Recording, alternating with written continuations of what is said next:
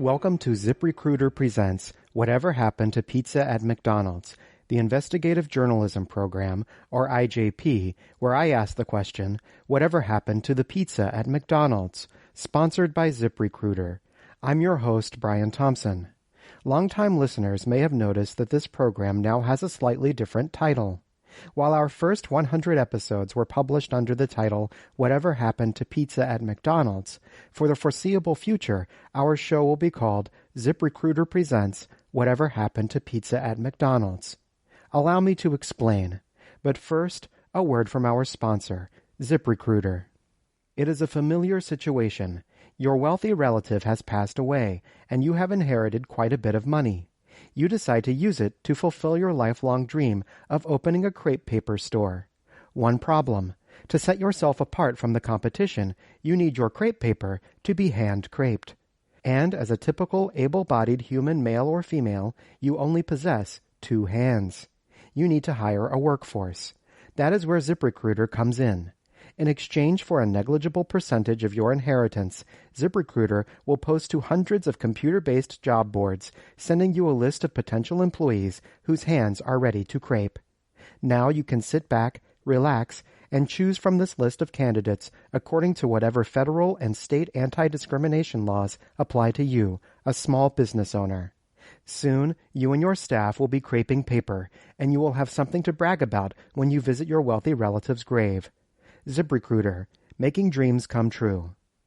As I was about to explain, ZipRecruiter is now the exclusive sponsor of ZipRecruiter Presents Whatever Happened to Pizza at McDonald's, and their financial support could not have come at a more opportune time.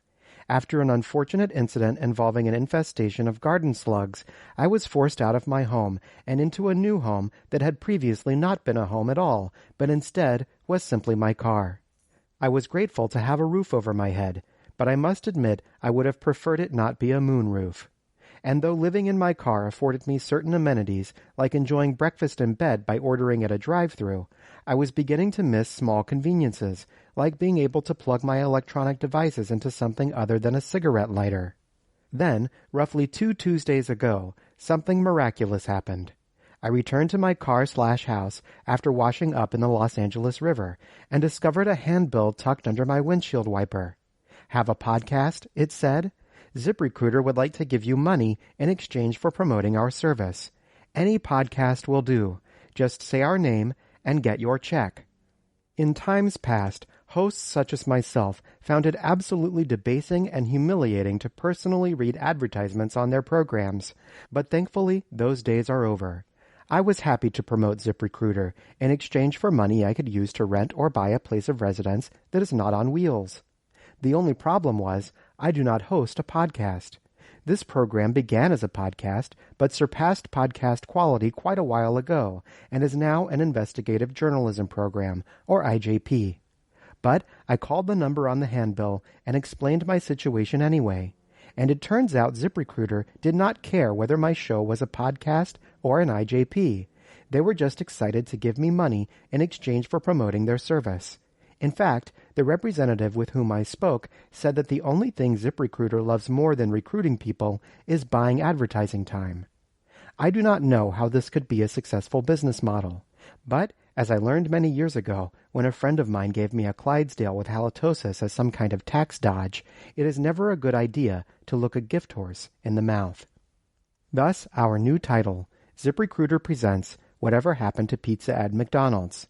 I trust this will be a fruitful partnership, and I can assure you the mission of this program has not changed. That mission, of course, to discover the true reason why McDonald's stopped serving pizza. And I may be closer than ever to the answer. As longtime listeners know, I have had some trouble with my local public library and their refusal to file a police report over a DVD copy of the film Willow that was listed as checked in according to their computer inventory system, but that I found missing from their building.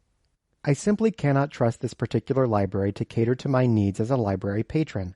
But a fortunate side effect of living in my car is that I have been sleeping in the parking lots of several other public libraries, as they are not private property, and therefore I cannot be asked to leave.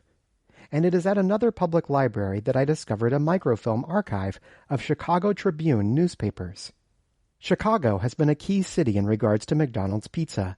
Not only is it home to McDonald's worldwide headquarters, it is also home to the U.S. Pizza Museum, which features an exhibit of McDonald's pizza artifacts. Thus, I have spent several hours poring over these archival issues of the Chicago Tribune, hoping to find a new lead in my investigation. Unfortunately, one of the librarians asked me to stop using the microfilm machine, as my lunchtime research expeditions had left it caked with pizza grease. Since pizza grease is easily wiped away with either a paper or cloth-based towel, I find this complaint suspicious, and suspect this particular librarian simply wanted to use this sparsely trafficked section of the library as a secluded napping location, as I had occasionally done. But before I could file a grievance with the library ombudsman, this lethargic librarian informed me that I could use one of their computers to access the online archives of the Chicago Tribune website. Even better, I would not have to scroll through countless microfilm pages, and would instead be able to type the words McDonald's and pizza into said website's search bar. Over a pizza lunch, I did just that. And I discovered an article from April 23, 1999, with a very explosive headline indeed. Pizza may make a comeback at area McDonald's. Written by a colleague of mine named George Lazarus, this article reports that although McDonald's had abandoned their international pizza program, they had continued selling pizza at restaurants located inside Walmart stores, as well as certain locations around the Chicago area.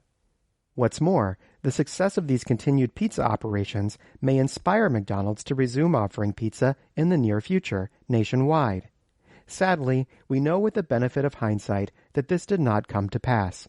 However, this article does contain some new, tantalizing information relevant to my investigation.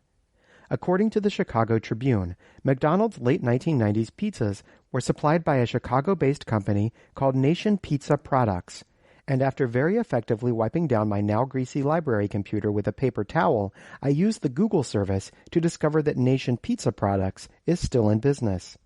As previously mentioned on this program, I am not just a journalist. I am also an activist. So, I am not only interested in learning why McDonald's stopped serving pizza, but I am also doing everything I can to ensure that future generations will one day be able to enjoy said pizza themselves. If Nation Pizza Products is still making the same kind of pizza that they provided to McDonald's, then it may not be necessary for the powers that be at the McDonald's Corporation to resuscitate their pizza program. I charged my telephone in my car/house's cigarette lighter and went in search of more information. Hello, Nation Pizza. Hello, is this Nation Pizza and Foods? Hi. Do I have the right number?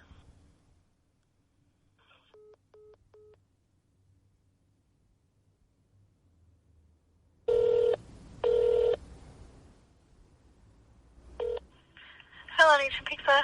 Hello, my name is Brian Thompson. I called a moment ago, but I believe we may have been disconnected. Yeah, I'm sorry. I actually hung up by accident. Sorry about that. Oh, that's okay. I'm an investigative journalist, and I'm calling to talk to someone who maybe has been at Nation Foods since the mid-1990s. Okay. What I can do right now, I can go ahead and transfer you one of our HR department. They might know because give me 1 second, okay? Okay.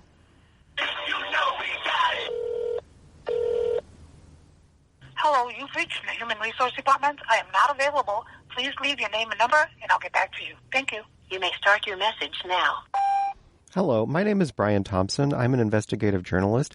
I was transferred to you because I was asking to talk to someone at Nation who's been there since the mid-1990s. I'm looking for someone who might have some information about Nation supplying pizza products to McDonald's when McDonald's served pizza. If you could please give me a call back, my number is 3.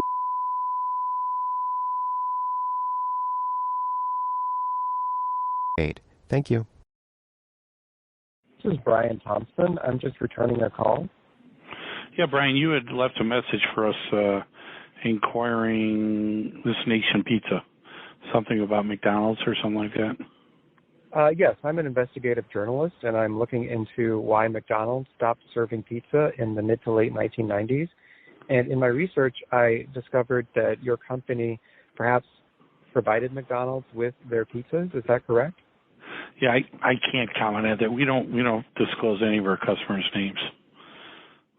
Oh, I see. Well, I found an article from the Chicago Tribune from 1999 that said that your company was supplying pizzas to McDonald's in certain restaurants and then also specifically in McDonald's locations inside Walmarts. Right. And again, I'm not going to comment on that. We no longer comment on any of our customers. Can you tell me when this policy was enacted? Approximately about 20 years ago. I see. So around the time McDonald's stopped serving pizza? Perhaps, yes. I don't know what time they stopped serving pizza. So. Okay. Well, I'll choose to believe you, but thank you for your candor. You're welcome. Okay. Thank you. Goodbye. Today's episode of ZipRecruiter Presents Whatever Happened to Pizza at McDonald's is brought to you by ZipRecruiter. ZipRecruiter. We recruit, and we also pay people to tell you we do so. Thank you for listening to ZipRecruiter Presents Whatever Happened to Pizza at McDonald's, a proud part of the Pizza Plea Network. Do you know what happened to pizza at McDonald's? Do you remember it? Please send all correspondence to pizzaatmcdonalds@gmail.com. Visit our attractive website at www.pizzaatmcdonalds.com. You will find links to our Twitter and Instagram pages, as well as to our Teespring store, where you may purchase quality ZipRecruiter Presents Whatever Happened to Pizza at McDonald's merchandise. To provide financial support, visit patreon.com/pizzaatmcds, or to make a one-time donation, use our PayPal email address, pizzaatmcdonalds@gmail.com. I'm Brian Thompson.